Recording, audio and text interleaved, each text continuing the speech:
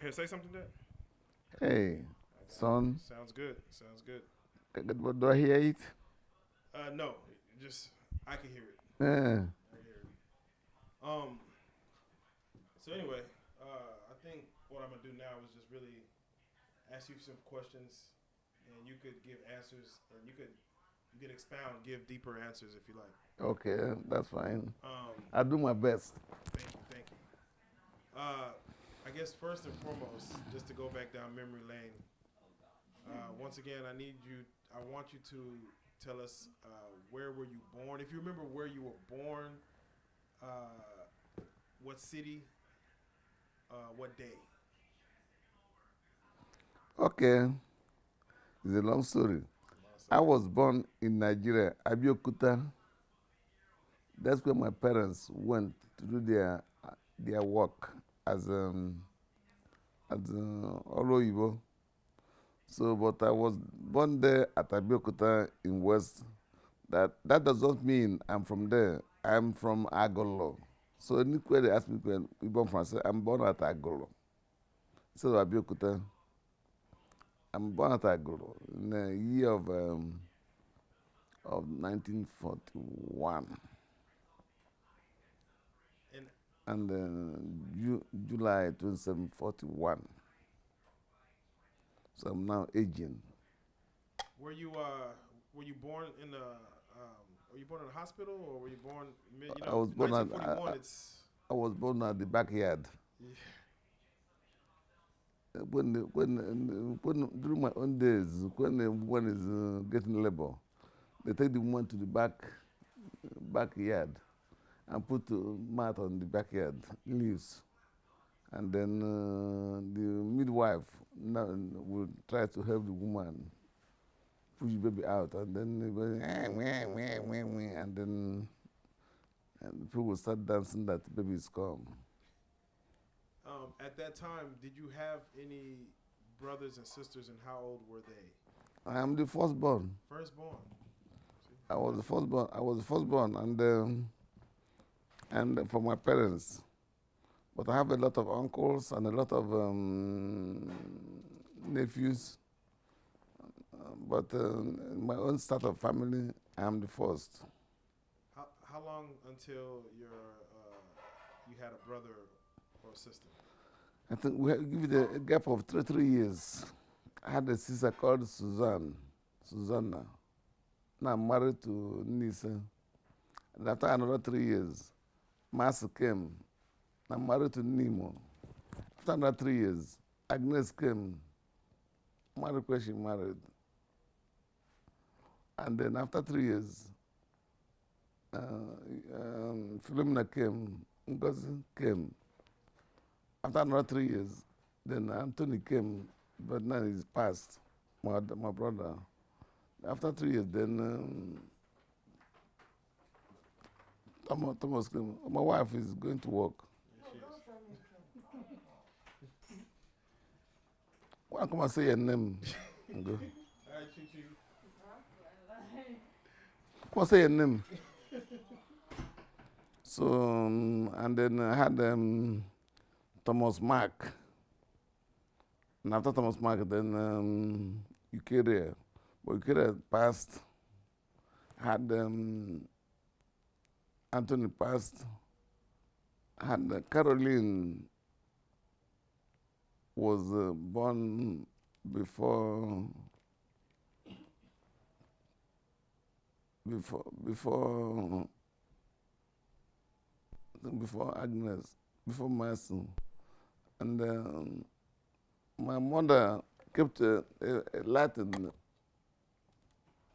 for Latin the light for her to see when she gets up. And when she got up, she took the lantern and go to the tent to look for the mother in the tent. The tent caught fire, Oh wow. and they got the burnt.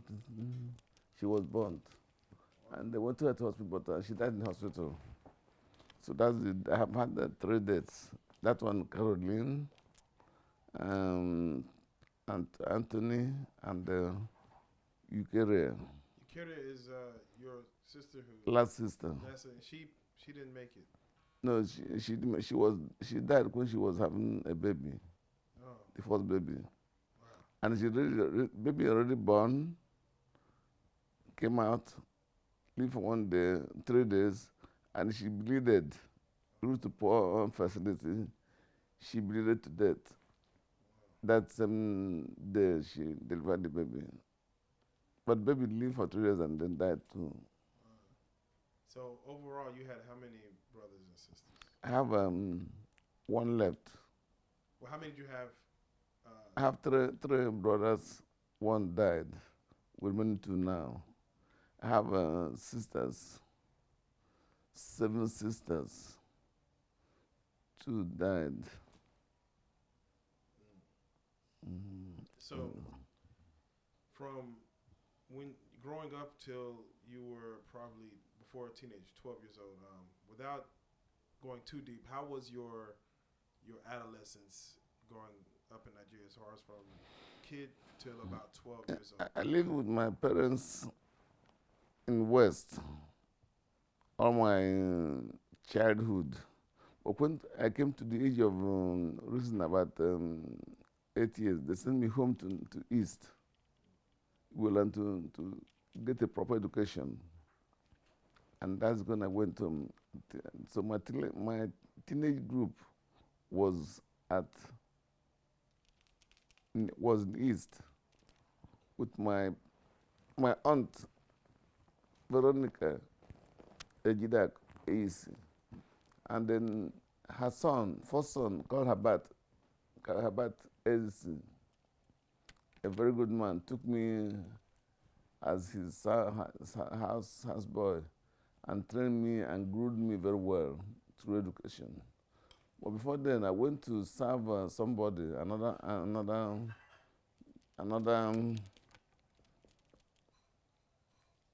child of my brother, my father's sister. But and naively, I didn't know too much. The man passed me back to my parents. I didn't understand, and took another person from my own clan. I didn't like it when I grew up because that was a rejection of me. And then Veronica Ejidak took me.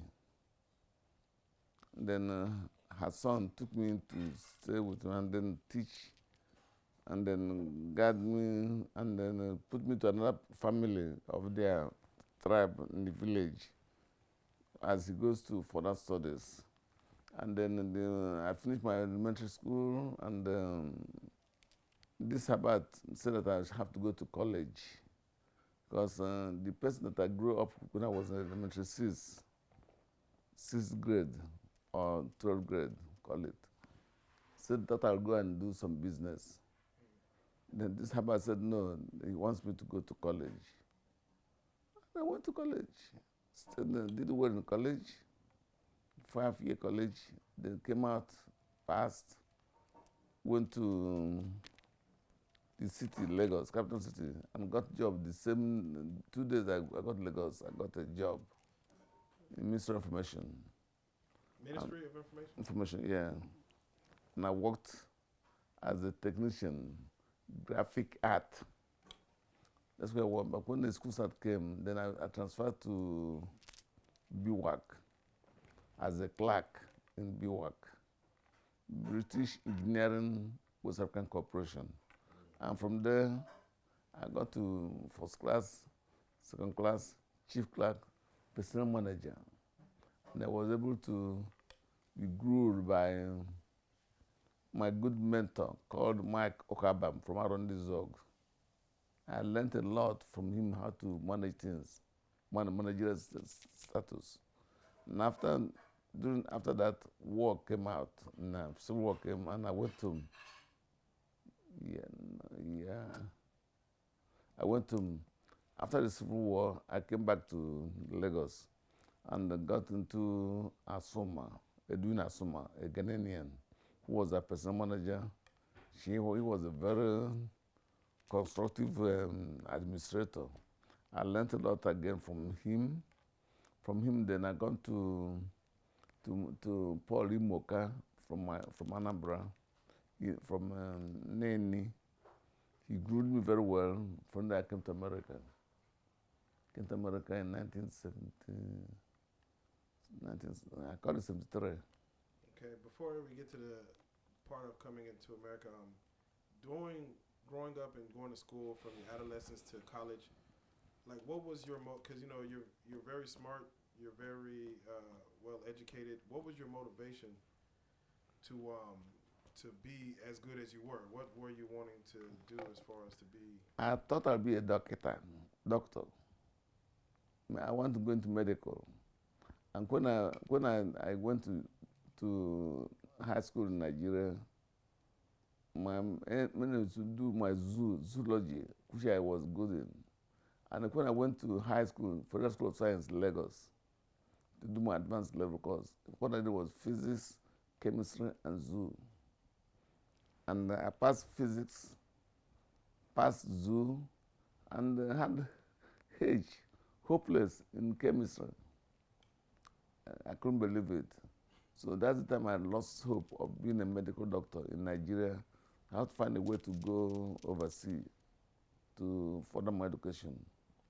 I came to US, and then I still had that medicine in mind, but continued on that. But when I was in Arkansas, they couldn't take me into medical school. I came down to Texas to do chemistry. And I did all 101, 200,000, 300,000 courses, 400,000 courses, 5,000 and 6,000 courses for masters. And I was enrolled to do doctor of chemistry at UTD. That's where I was before your kids were coming out so much. Yes. And I couldn't do work and then to that level and then come home and then the man was not working and then I'm paying school daycare for all of you. It was too much. So your mother stopped working to take care of you all. And then, but still, things was difficult. So I stopped school to come and help for 1 semester. From 1 semester to 2 semesters, 2 semesters, 3 semesters, 1 year, 2, 3 years. And I didn't finish my program. Then I hurried back to go and do education. I did education. I was able to be a substitute teacher. I teach chemistry, mathematics, and physics, plus other courses, science. But with that, I was working overtime in my one health center, and I didn't know the meaning of my course. I didn't sell it, so I was busy with overtime, doing overtime too much. That what I make in overtime and was good enough. But when they cut off overtime, I came to that I'm nowhere, so I have to go into my profession, then work with lab assistant, technology. And I did with them, and then I got some good job with them, and then one time, got a very good job as a lab assistant and lab technician, working in waterworks, everything. And then when the Muslim troop bomb at New York, my job, the last job I had, laid us off and put me on unemployment for 2 years.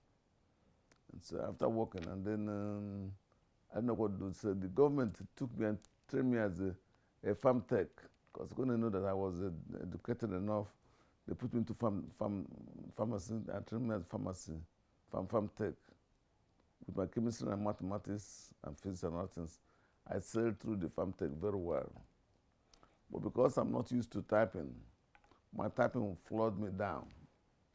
I didn't get too much with farm tech because they said you have feel about more than 100 prescriptions in one minute, not pushing button like this, but you have to do them fast. Then I continued doing some other stuff, and I forgot how it happened. I retired. They retired me because I became sick. I had several sickness, prostate enlargement, diabetic, the thing they put in my hand for my they call it the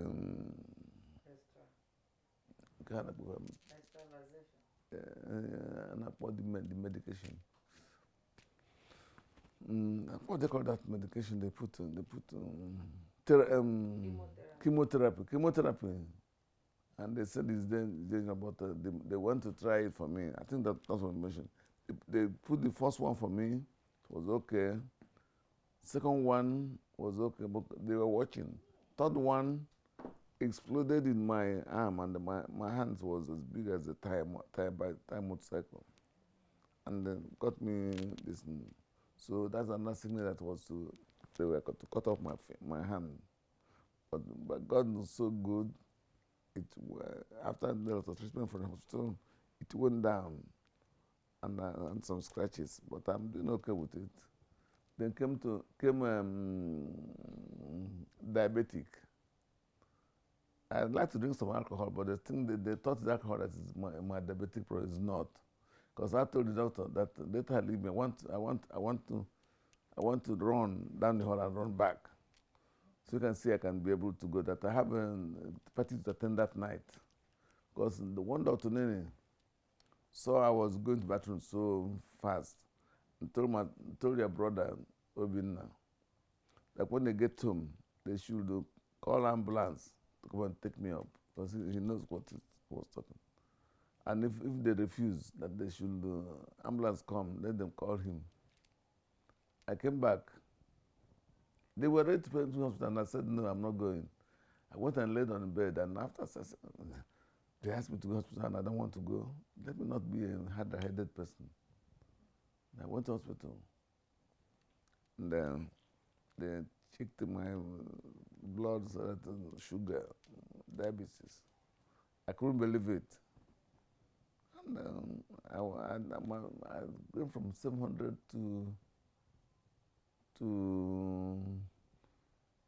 700.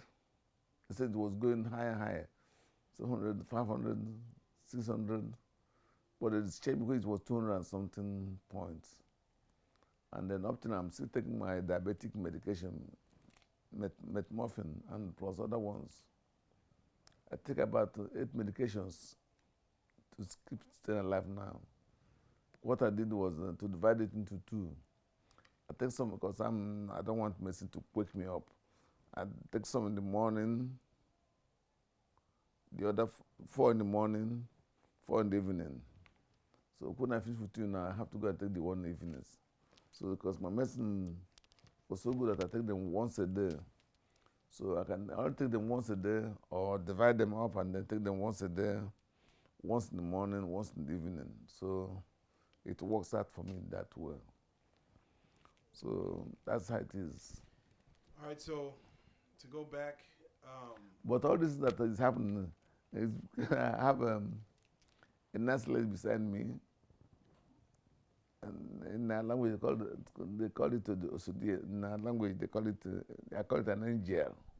Because she's with me and try to work with me, that's why I'm still living. If not, I would have been gone about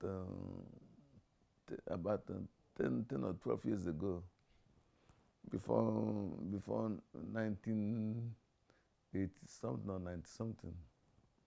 But I'm still living with everybody. So as you were, and I want to go back to before you got to America, and as you were growing up, and I know you said there was wartime and having to leave Lagos. During this time, did you ever have what you would consider a best friend coming up, like a friend that you could go, like, in school, you compete with, you talk to? Yeah, in social Nigeria, we don't have the best body. Like my daughter Joanne has the best body. We had a group of people, the people you grow with.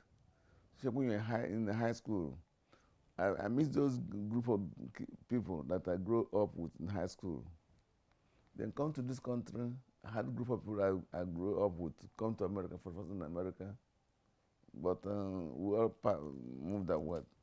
And then, as of now, I have people I grew up with that I like to socialize with. But at this my age, I socialize with those who can sit and we drink together, little drink, not to get alcoholic, but drink little, take some little booze. There you go.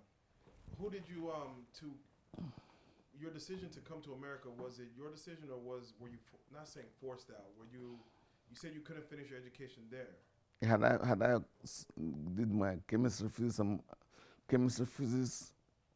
and zoo, had I got A level, I would have been admitted in Nigeria, but because I didn't pass well, I said, let me go overseas and let me go and see what. So it was my decision to come to America. Did you come with anyone? Come by yourself? I came by myself with a friend who helped me to come here. He came too? He was here with, I employed him in Nigeria as when I was a personal work manager. And because I gave him good treatment, no bribe, no kickback, he came and said that said he would try to make sure I come to America. And he worked and made sure I came to this country by his help, and from his help I help other people to come also. Because you cannot get an American embassy very easily. But I got mine. And with the help of my auntie, Our Lady's bread, I used her account. Because when they saw his account, he has money in his account, money coming in and going out. So somebody working in the bank went and got me a printout of her account, and then gave me to the embassy. And when these people saw it at the embassy, saw how money was flowing into that lady's account, my visa took me about 3 minutes. I got a visa to come to this country. And when you came, you went to Arkansas. I went to Little Rock, Arkansas. Little Rock, Arkansas. Did you have a place to stay when you first got here? No, I went to school straight and stayed in school. Oh, okay, staying. And then stayed in school, and then because I was young, I was moving around, and met some people who were in Highland Court. Fair had a friend. My friend was her boyfriend. And then when they saw that I'm a nice man, and then they need to fix me with a girl that will take care of me. That's how I came to meet your mother. Well, before even my mother, we have my older sister. Oh yeah, that one. I came to. I was in school, and then I want to get my green card, my permission to work. And then somebody came to my house and said that she don't believe in that love making. She wants to believe in marriage. I said, oh, wow. I'm looking for someone to marry. And then somebody came to my house and said she wants me to marry her. I married her. And it didn't work out well because someone told her that Africans have gold and silver and diamonds. She wanted diamond and gold. And then when she came and said, I have no diamond, I have no gold. She didn't like it. And all of a sudden, she said she became pregnant. I said, wow. And then her daughter fought me in her house and threw something on my face, a glass on my face, and then it broke I was bleeding, and I packed away. So I never seen my father hit my mother to blood. Then I packed away. She said, no, I must come back. I said, I'm not coming back to shed another blood. Then I divorced her. I divorced her because I met your mother during the turmoil. And it happened that I divorced her today. The next I married your mother. The people said, wow, this man divorced today, and then the next day he's married. What's going on? So even with, you said my Aunt Faye introduced you to my mom. Yeah. So as far as before you got married, how long did you date? I didn't date. I dated one night. Okay. And then somebody told her that Africans have money. So what I was trying to tell her that I want to find someone to marry. She told me that she want me to marry her. No, I mean my mom. No. How long did you date? How long did you date my mom before you said? Oh. How long did you know her before? The first time I met your mother, I gave her number. She didn't want to. She didn't want to, because I was handsome, and then she didn't want. But when she saw that a lot of her friends are dating Africans, and she has a good African who looks very handsome, then she called me. Then she gave me asked me to call her. I called her. We started to date. I dated your mother. There is no sex involved, and she complained to Faye, so she doesn't know the type of person I am. That even we go to bed naked, but nothing happens. That she doesn't know if I'm a man or not. No, I know what I was wanting. I wanted to get my stability in the United States. And you had a baby at this time, right? Or is the baby coming? Mwamaka has already come. Yeah. Okay, she's yes. So one time, then I dated a mother for more than 6 months before we had our first fallout. And then we dated for many years in Arkansas, and came down to Dallas. And when we were in Dallas in 1980, before 81, 82, on all 80s, the kids were coming out. Okay. On that.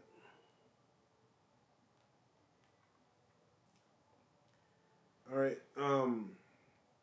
So Josephine, she was born in Dallas, though. In Dallas, after me and Mona moved down to Dallas. Yeah. So what made y'all move to Dallas? It was just, of course, your schooling, but were you trying to go to school in Little Rock? Yeah, I was going to go to school in Little Rock. Had they given me admission to do my medicine in Little Rock, I would not come down to Dallas. You would have been all Little Rock family. All Little Rock, but because I want to get out of Dallas, I was mad for not getting admission. You never been to Dallas before then? No, never been in Dallas, but a lot of my friends are coming to Dallas.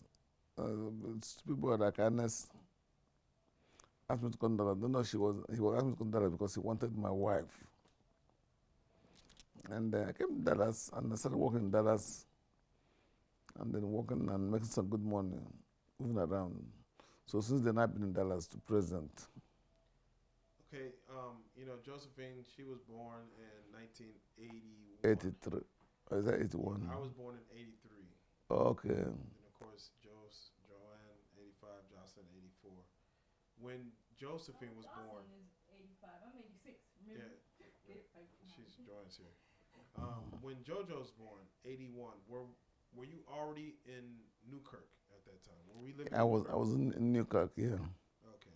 I was in Sylvester, near Maple, in downtown. Oh, Sylvester Maple Apartment. That's where your mother came to visit us as this. Joshua was born in Parkland. You were born in Parkland, and I was born in St. Paul. Oh, St. Paul, yeah, that area. At the time of JoJo being born, and were you still working the same job at the time? Was it the same job you were working for both me, Joseph? I was moving jobs back then. I think I was moving jobs from Joe. I was doing some job in the hospital and some housekeeping and some security. I was security. I remember you worked at the World Trade Center. Yeah, I worked as a housekeeper. Yes. I remember that. And I do take Josephine to my cleaning, and Josephine likes to sit and play a lot with them. They have a lot of toys, good ones, expensive. Right. So I have to ask you, as far as at that age, with you have one child, two child, and three, and even with Joanne being born and the complications of with Joanne being born, at the time, were you happy to be a father at the time? I was so happy to be a father. When I had a son. And that's why I took both you and Josephine to Nigeria. I took Josephine and your mother to London on vacation. Took Josephine and you and your mother to Nigeria. And I paid for your mother to go to Switzerland on vacation. But we came to know that we are not true lovers. That's why she didn't go to completely going to Switzerland. And then that was cancelled. Of course, yeah, I had to come back. Or did you come back due to me being sick, or was it just because when I was moving to go to Nigeria, I think I got sick at 2 years old. I was very sick. I think malaria. Malaria. You were sick, and then I remember that of sickness of Obina, but not of you. I don't remember yours, but I know you were sick. When we came back, went back to hospital. They give you some medicine that they tested it. Doctor wanted to see how had medicine worked on you. I did not want to live until the medicine go through the drip into your body and you didn't die. Thank God. Then he said, they said, he said, thank God. And then they said, it's okay. Because they want to see if the medicine get into your system, if you quake. And it didn't quake, it was going through your system. And then they say it's going. Doctor said, he's a female doctor, said, thank you. Said, thank God. And they said that it's okay. And then you finish the medication they gave you. They call it environmental meningitis. And I quarreled with her mother that it was the smoke she was smoking in my absence. When I leave, she will be smoking as much as she can. As soon as I get out, she's smoking. When I come back, no more smoking in the house. I told her it's smoke that clogged your system. But you survived it. It's open that came to Nigeria and mosquito bite her so much that he and Kim were very sick. They gave us quinine. Kim was able to drink her quinine. They call it quinine. But Obina is bitter for Obina. Obina didn't drink it. And Obina he passed, was gone. Her mother cried, put a spoon in his mouth and then squeezed the mouth. And asked God that, God, this is not what he promised me. He promised me a child and then he didn't promise me a child and for the child to die. And then Obina gave up. And after about 30 minutes, Obina said, Mame, there is hope. And then Obina came back to life. And that's him today. Of course, so, us growing up, we kind of remember all the times, in Newkirk and things like that. And of course, you do get a divorce from my mom. And I think you are single for maybe 2 years. No, I was single for 4 years. 4 years. 4 years. 4 years. Yes, from I believe 91, 92 to like 95. I think Kim was born in 95. Kim. So, I was 91, 92, 93, 94. Right, 91. But the mother married remarried somebody, Curtis. Yeah, I think she married within 2 years. Within 2 years. Maybe within 1 year. Yeah, 1 year or 2 years. It wasn't long. Because I don't remember being in the house long. I remember getting hit in the head with a bat. And you having to come get me. Yeah. I was 7, so that was 1990. Something. It was I was about to be 8, 1990. Yeah, I bought a bad day. You went a bad baseball for a bad day. 1991. Yes. And I went to buy it for you. Toys R Us, I remember. Wilson. And then somebody gave you someone to hold. Somebody was swinging and then in your head. Yeah. Well, they made a decision, I broke heaven. And one 6 3 inside, 6 outside. Yeah, that was bad.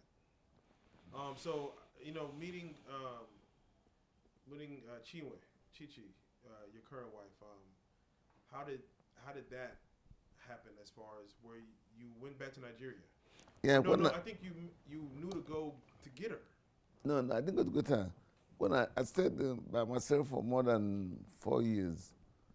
And I told my parents I want to remarry. For them to look a wife for me. So I went to them. We went to many places. The ones they cited for me. No, no, no, no. And I went to Chim. She was waiting for me, and I saw her. I said, this girl has stopped my journey. And then I went to my son, get at my house.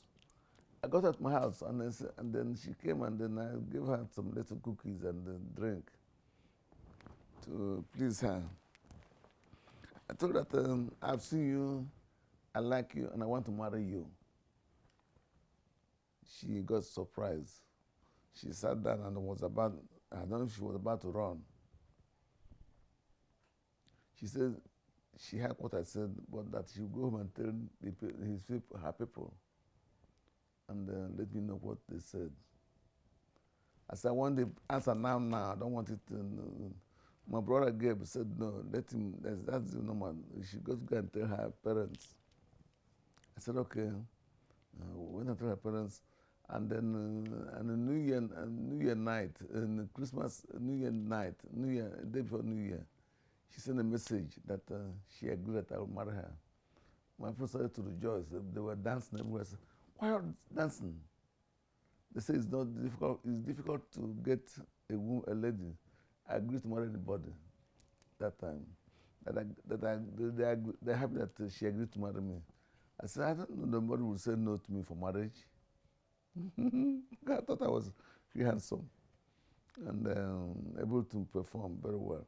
And then I processed all January, married her in January, and then came back to US and then sent money to get her back here before March. Right. I remember you did want us to meet her, and you wanted us to come by. Then I was in Mayhem. And then the mother came, welcomed her, cooked the food for that night and everything. But I don't know, somebody told her that to stay away and then to fight me. And then she started to bring, Joanne could not walk. She brings Joanne to my house, one bedroom apartment, one as like this, and the bathroom and the kitchen and everything. And it was difficult, but the contract ended 1 year, and when the contract ended, I didn't know what to do. To move into an apartment, 3-bedroom apartment, because of your, it cost me $900 and some dollars a month, or 800 something. And I told some friend, he helped me to find this place for $700 and some dollars, $735. 3 bedrooms, 2 living rooms, kitchen, 2 bathrooms, 2 garage, backyard and this. Then we came here and everyone was happy. Yeah, no. Okay, and everyone has a room to himself. Yeah, no, because a lot of memories created in this house. It's good to be stable. It's very important. Yeah, no, I remember my mom, she, of course, I know you meant to tell me that she would have everything laid out for you. And oh, no. I'm not trying to be bragging, but... Yeah, no, she was a homemaker. She stayed at home. That's how I tell people. I have a lot of friends who, both parents worked.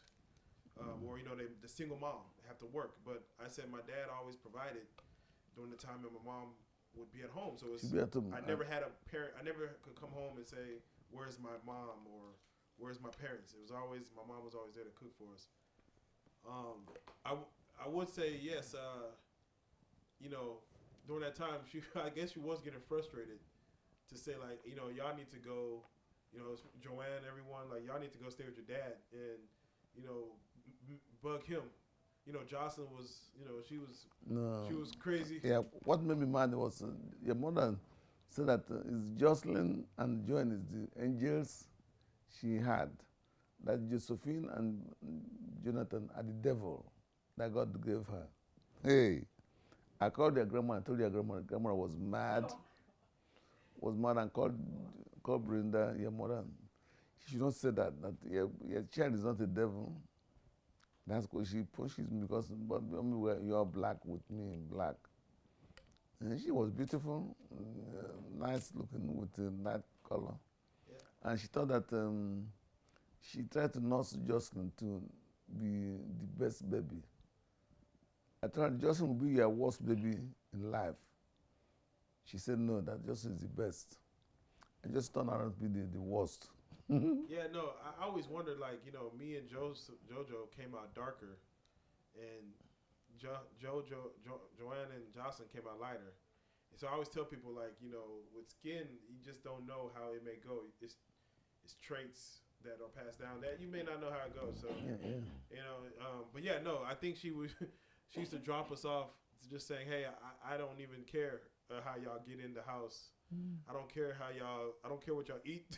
You know, your dad can figure it out, and I need some time to myself, you know, whatever. Yeah. So, and I get it, because, you know, being in America for this long, and I see other families, other people, I have friends, and I see the things they go through. I'm like, yes, I see it all over again. I went through the same things when I was a kid. You know, Yeah.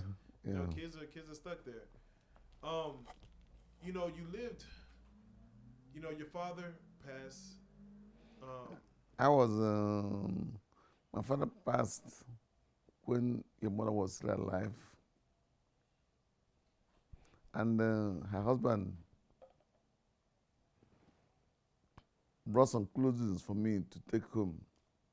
Some sweaters and other things. We're good families. We did good. Just like your grandmother and her former husband, what's his name? Uncle Ophis. No, Anderson. Anderson. Yes. They were good friends, but they were no more married. So my wife and your mother were good friends. We were good friends, and then we continued. But when somebody advised her that she should not do what she was doing, I think Ernest was advising her, I don't know. That's when I started having problem. I was helping her get some. I was spending more than 4,000 every month. But when she put me to court for child support, the court put it down to 1,000 plus. And I said, well, but I was spending more. The judge, lady just told me that just pay what we agreed on. Don't give her no more. So I was, but coming to the fact of being a woman, yeah, your mother was a woman for me. She served me like a queen will serve her husband. I will try to go and take a shower in the morning. She already iron the clothes, put them up. I put my socks, my underwear, my socks, my t-shirt, my pants, my shirt, and then she'll be waiting in the bathroom with bathroom commode with a towel like this. Wait for me to come out of the bathtub. When I come out of the bathtub, she give me the towel, and I take it and finish. Then she go out with me to bed and see me dress up. And she said, no, put it in sequence. She put them. So that's when I came to know that I need to put those in sequence. You, after drying yourself, you come out, you put your socks, put your underwear, put your socks, put your t-shirt, come here, and then put the pant, put a shirt. And then when I put them on, she's happy to get me dressed up. Well ironed, my clothes. I'm not sure, I don't get that no more. Did you have a wedding with our mom? As far as I know, the wedding with Chichi was, you know, is one to remember. Was there a wedding with Brenda? Yeah, and, and I didn't wait. We went on to the church. Oh, straight, yeah, no ceremony. No ceremony. We went to the church, and we hoped to get the church wedding sometime, but we never did. And then because maybe she has other plans, and she didn't want me to go to church to wed. She didn't want me to wed in church. Yeah. And I wanted, my parents disowned me for that. That they don't believe in. This was your second marriage, though. Yeah, she was was your my, first marriage? that was my second. My first marriage was done and in court too, in the house. Oh yeah, that's. The justice came to the house and married me in her house. I mean, you slowly got better with each one. So And then this I went to court, and I think my witness was her brother called. She died. He died now. What's his name? He works in the post office. whose brother? Your mom's brother. My uncle Yeah, James. Jimmy. Uncle Jimmy, yes. Definitely. Jimmy was nice to me, Definitely. and he was to help me talk to brother to be a good person. Definitely. Yeah, she really loved her. She really loved her brother. So of course, you've been through so much. You've seen your kids grow up. You have, grandkids. And to come in the 1940s, and here we're in the year 2020. We're in the future. It's supposed to be flying cars. As when the movies told us in the 1980s that 2020 the cars will fly. Just for the world, like, what do you like from being in Nigeria, going to London and being in America for so long? Like, what do you feel that you personally have experienced, like, with love, with wonder, with joy in this world? Like, has it been fun? Has it been great? Is there anything you would love to do differently? And where do you think it's gonna go? Where do you think the world's gonna be in the year, not 3000, but in the year 2100? I probably won't be here. We all probably won't be here. But in the year 2100, the wave from 1940s going into now, going into the next 80 years. No, the world, the life is moving and the world is moving. Because during my time, when you want to go to fly off, you walk on the tarmac, in the field to go to the plane and climb with the stairs. But there comes a time the plane will land and they bring this to this. And when I came to this country, my first shock was I came out. I told the guy, all these people I'm seeing here, are they from this plane? The man told me no, that we're in the airport. That's the airport. I couldn't believe it. I said, when we didn't come out of the plane and say that thing that we go through that tunnel, that was our community. We don't see outside. So what I'm trying to air out is we used to carry our box to school and head.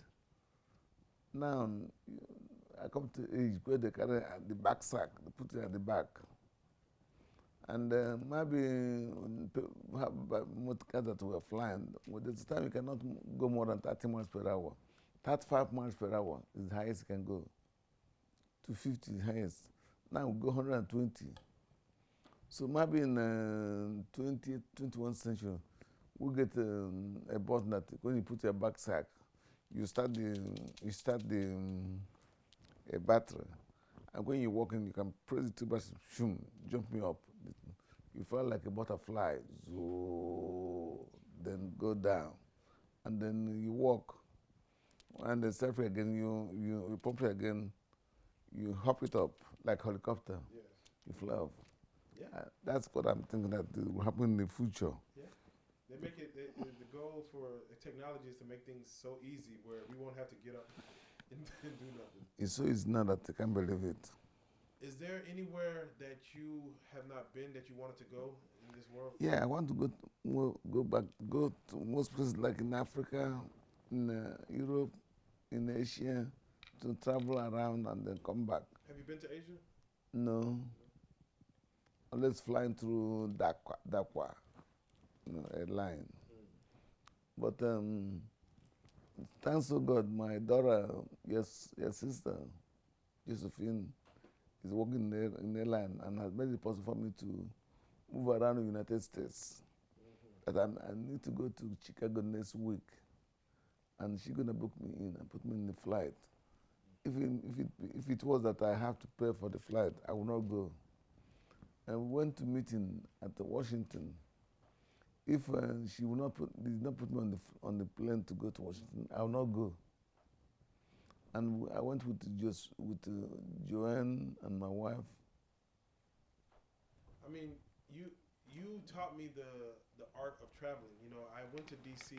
Yeah, as a kid, and you know, I always wanted to. You know, finally at 36 years old, I was able to give my kids the same experience of driving to DC to see the mountains. I never seen the mountains until when I went to DC when we were kids, and I was like, wow, I remember driving above the clouds, and it was amazing.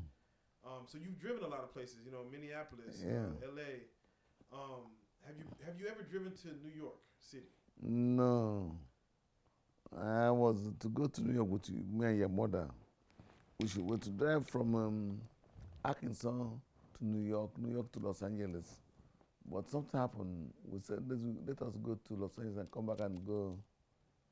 And we didn't go. And now gone to New York. Okay, you said we were going to go to New York? Yeah, I didn't go to New York. I went to... You never been to New York City? I've never been to New York City. I went to New York City by flying. So you haven't been down in New York City? No, just like JFK, LaGuardia. Is that LaGuardia is called? Okay. It's called LaGuardia. I wasn't in JFK in New York. I think I'm gonna have to take you or JoJo or someone. We gotta get to you to New York City, in the ground in the middle of Times Square. Yeah, that's good. Do that.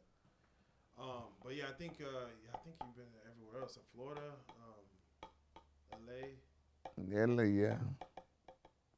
I think you've been to some amazing places. I can only hope to. I had my SJ Grand Prix, one of the best cars then. I used it to drive all over United States. Me and your mother. The Grand Prix. They said your mother married me because of my nice car. No, it was not because of, he married because she loves me and I love her. Not because of the... It was a nice car. I remember she got into an accident with her mother. I don't know if I was in the car or...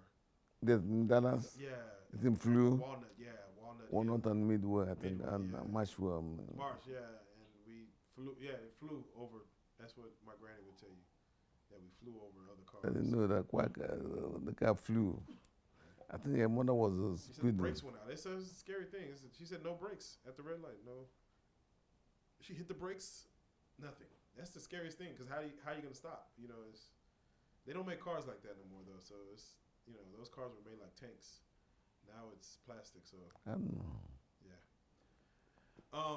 So, you know, you have, you know, your children here. What do you want for your children, you know, to give to their children? When I'm around and I look at you and my kids, I feel so happy. And I have 7 kids and 7 grandkids. I've lost one now. When some lunatics were shooting her, one gone. So I have only 6 grandkids and 7 kids but 6 grandkids. I like my kids to hurry up and couple and increase and multiply, so you can see great grandkids. And I want also to see my great grandkids. So I'm looking forward to see your daughter that has married. I'm looking forward to seeing the son of Josephine married, because these people are growing so fast. That was against you are marrying at the age of 17 or something. Yeah, that was very quick. It was too quick. I said, how can children make children? I don't know to this day. I don't know what I would do now with a 17-year-old or 18-year-old son. I don't know what I would do if he said I have a child on the way.